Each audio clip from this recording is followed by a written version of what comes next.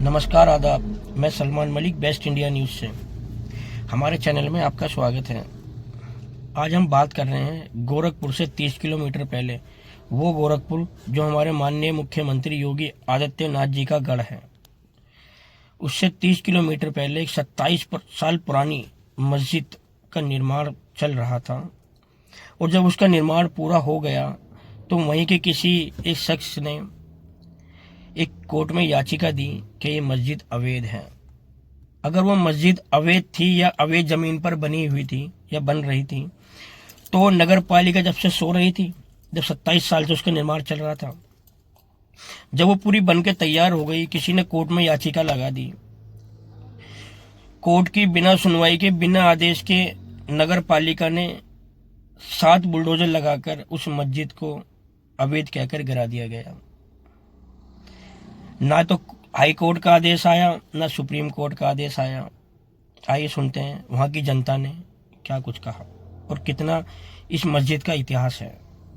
क्या वजह क्या रही? अब देखिए, जिस तरीके से सरकार माहौल बनाई हुई है, जहां तक मुझे ये दिखाई दे रहा है कि टोटल सरकार अपनी नाकामी छुपाने के लिए टारगेट की है। इसमें और कुछ नहीं कहा जा सकता है। जब सब कुछ भाई प्रक्रिया अभी आपने स्पष्ट तौर पे बता दिया कि आदेश आना चाहिए। तमाम कमेटी के जिम्मेदार जो थे वो लगातार आदेश मान रहे थे कि आपके पास कोई कॉपी हो वो दिखाइए। जो एडवोकेट खान सफीउल्लाह साहब थे, उनके कल हम लोगों ने बाइट देखा, वो लगातार ये कह रहे थे कि कोई आदेश की कॉपी हो तो दिखाइए। ईओ के मुंह से कोई जवाब ही नहीं निकल रहा है। ईओ से जाके सवाल करिए आप, अभी देखिए वो क्या जवाब देती है। तो वो कोई आदेश नहीं, कुछ भी नहीं, और कुछ भी बताना जरूरी नहीं समझ रहे हैं। 8 तारीख तक स्टे था और आनंद फानन में 9 तारीख को गिरा दिया जा रहा है। बुलडोजर थे, यानी कि कहा जाए कि बिना नोटिस के बुलडोजर से ढा दिया गया। बिना नोटिस के, बिना ऑर्डर के बुलडोजर से इसको आदेश का कोई आदेश इस तरीके के, जैसा कि कमेटी बताई है, कमेटी के लोग और खान सफीउल्लाह साहब का जो बाइट है, उन्होंने ये स्पष्ट किया है कि कोई आदेश नहीं किया गया। और सुप्रीम कोर्ट का जब आदेश आ चुका है कि मस्जिद, मंदिर या कोई भी धार्मिक स्थल पर अचानक आप बुलडोजर ले आके बुलडोजर की कार्रवाई नहीं करेंगे, तो उसके बाद ये अचानक सडनली करने की जरूरत क्या है? तो ये देखिए, ये मस्जिद का ये आप मीनार देख सकते हैं। ये बहुत बड़ा मस्जिद दिखाई दे रहा है। ये इसका थोड़ा कुछ इतिहास बताएं आप। जो है मस्जिद है बहुत पुराना है, जो हम लोग हमारे पैदाइशी से पहले का। लेकिन ये 1996 में इसका विस्तार हुआ और सब कुछ बना, सब कुछ ठीक ठाक चल रहा था। 8 फरवरी तक इसका स्टे भी चल रहा था, स्टे है भी। और जब मामला स्टे पर आके रुका तो इन्होंने एक धोखाधड़ी किया कि अब नक्शा दिखाइए। नक्शा पास हुआ कि नहीं है? नक्शे से पूरे भारत का कोई इस गांव शहर कोई अगर बता दे आके कि हाँ इससे नक्शे से मेरा घर सही है, तो जो कहिए मैं फांसी पर चढ़ने के लिए तैयार। लेकिन इस बात को मैं मानने के तैयार नहीं हूँ। साजिश करता जो नोटिस दिए हुए या जो ब्लेम लगाए हुए, उनका घर भी जांच कर लिया जाए एक बार कि वो क्या कहना चाह रहे हैं। जो शिकायत करता है, मैं उन पर ब्लेम लगा रहा हूँ क्योंकि उन्होंने लगाया। क्या नाम उनका? कुछ जो भी नाम हो, मैं नाम से नहीं वाकिफ हूँ। राम बच्चन सिंह। मतलब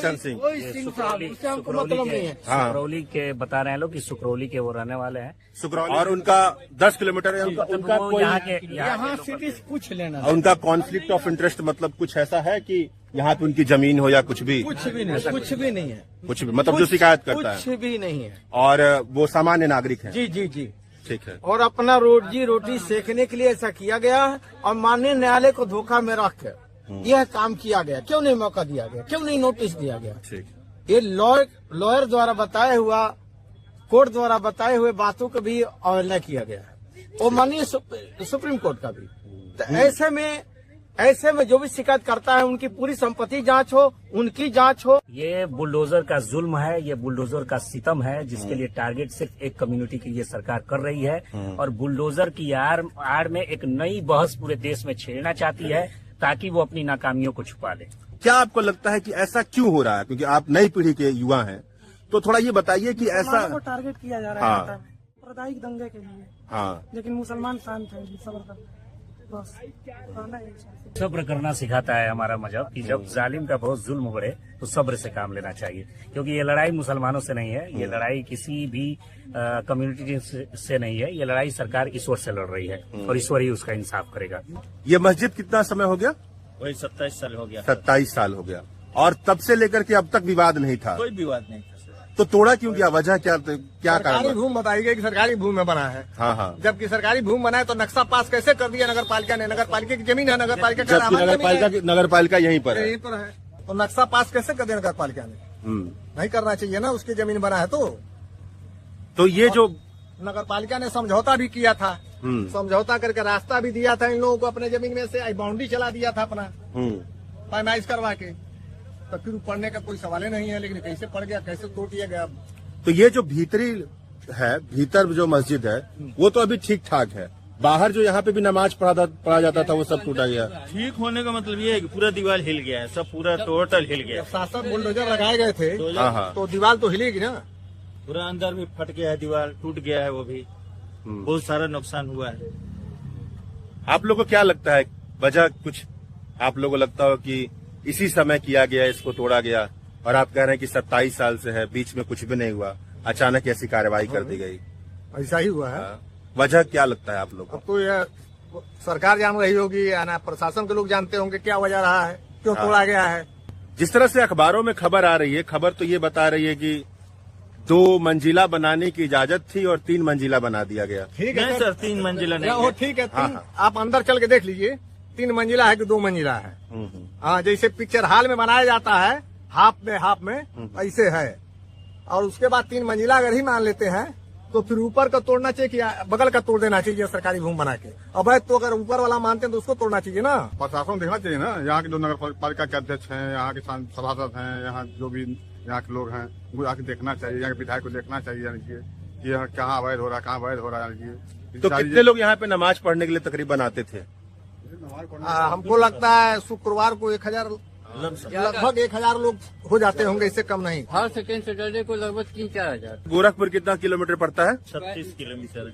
और ये गोरखपुर का जो इलाका है, कहा जाता है कि जो मुख्यमंत्री योगी आदित्यनाथ हैं, उन्हीं का मतलब उनका दबदबा है इस पूरे इलाका है। तो यहाँ पर केवल नमाज होता है और भी कुछ होता है? और कुछ नहीं होता, बस जोड़ ओड़ होता है। जोड़ होता है, जमात के लोग आते जाते हैं। हाँ हाँ। जाता है नमाज पढ़ना है, किस तरह बोलना है, मैंने शिक्षा भी दी जाती है। शिक्षा नहीं जाती है। नहीं, बच्चों को पढ़ाया जाता है। बच्चे पढ़ते हैं यहाँ। 5 तक का क्लास भी चलता था। 5 तक क्लास चलता है। 5 तक क्लास चलता था। कुछ तो होगा जिसकी वजह से मतलब वही कि अवैध है। अब तो गवर्नमेंट जानती होगी भाई, जो लोग तोड़े हैं प्रशासन जानता होगा क्या अवैध है, क्या अवैध है। लेकिन वैध अवैध है, फिर नक्शा पास कैसे हुआ?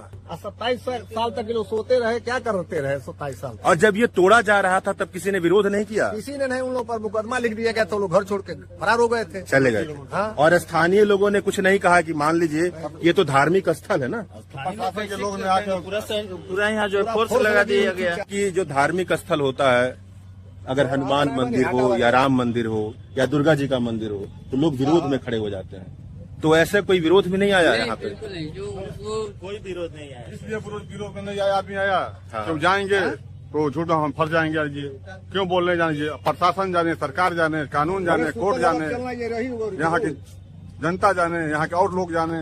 मकसद है तो क्यों आने जाए? जब कानून के दायरे में हर चीज है तो कानून अपना बताएगा ये कानून क्या करना है। कानून से सवाल क्या आप लोग करिए, लीजिए क्यों ढाए, लीजिए क्या पेपर है, क्या कमी थी, लीजिए। अब जनता क्या जानती है? जनता इसलिए नहीं आई। तो ये जो मामला है कानून इलाहा मतलब क्या कहते हैं, कानूनी प्रक्रिया में भी तो गया होगा? हाईकोर्ट से स्टे था शनिवार तक। हाँ हाँ, 8 तारीख तक। ठीक है। 9 की कार्रवाई की गई है, संडे को स्टे लगा हुआ था, मतलब फैसला हाईकोर्ट ने नहीं दिया था कि क्या हो। अभी नहीं कुछ। और ये मतलब ये जो जमीन है, ये जमीन मिली कैसी शुरुआत में? कुछ इसकी ये बैनामा जमीन है। जिन लोगों ने बैनामा किया है वो लोग घराना अभी मौजूद है यहीं पे, कहीं दूर भी नहीं है। वो 25-26 साल पहले की बात है। वो सारे लोग मौजूद है, जो हमारे चचा थे, जो कुशवाहा चचा थे, अछेबर चचा थे और कन्हैया भैया थे, अभी सारे लोग मौजूद हैं। उन लोगों का कोई ऐतराज ही नहीं था इस पे। तो ये जो अगर थोड़ा इसका मुझे आप मस्जिद का थोड़ा सा अपनी स्मृति से थोड़ा सा इतिहास बता दें कि कब से है, किस तरीके से बना, कैसे आगे बढ़ता रहा, कुछ पता चले तो इतिहास अगर आप ही बता दें। 99 में जैसा इसका नेव डाला गया है सर। हाँ हाँ, 99 में डाला गया। ये जो है हमारे जाकिर भाई के नाम से बैनामा हुआ था जमीन, और हाँ। उनके शायद पत्नी के नाम से बैनामा हुआ था, चमक नाम से, चमक नाम से बैनामा हुआ था। हाँ हाँ। और उसी पर वो लोग निर्माण किए, बनवाने लगे, नहीं वही पूरा चला। तो ये मामला शिकायत और कोर्ट तक कैसे पहुंचा, क्या हुआ? कोई दुश्मनी होगी या कोई वजह से हो, हाँ हाँ। लेकिन वो तो अपने जमीन में ही बनवा रहे थे मस्जिद। तो हो सकता है वो खुद अच्छा नहीं कर पाए कुछ, तो हमको अच्छा नहीं करने दे रहे थे, ये ठीक भी हो सकता है। और अब क्या लगता है कि यहीं पे प्रशासन रुक जाएगी कि अंदर भी जाएगी जो जमीन बचाओ? प्रशासन जानेगी, अब ये तो आगे नहीं बता सकते अपने लोग क्या करेगी प्रशासन, इसलिए कि जब वो नोटिस लगा के निकाल ले रहे हैं और कुछ भी कर दे रहे हैं तो कैसे प्रशासन से कैसे हम लोग को पता चलेगा? यहाँ के खास आवामी जितने यहाँ के चारों तरफ के लोग हैं, उनमें से किसी से कोई दिक्कत थी ही नहीं। दिक्कत ये हाथों से बाहर का है। कोई बात नहीं जा रही है। और ऐसा कहा जा रहा था कि इस मस्जिद को और बड़ा बनाया जा रहा है, कुछ ऐसा भी चल रहा था? नहीं, अभी तो देख रहे हैं जो बनाया जा रहा है बस आगे वही मीनार बना है, ये लास्ट गेट बनने का अब लास्ट है वो। वह यह हुआ है कि नगरपालिका ने मस्जिद के पक्षकारों से मस्जिद के मालिकाना हक से संबंधित जरूरी दस्तावेज पेश करने को कहा।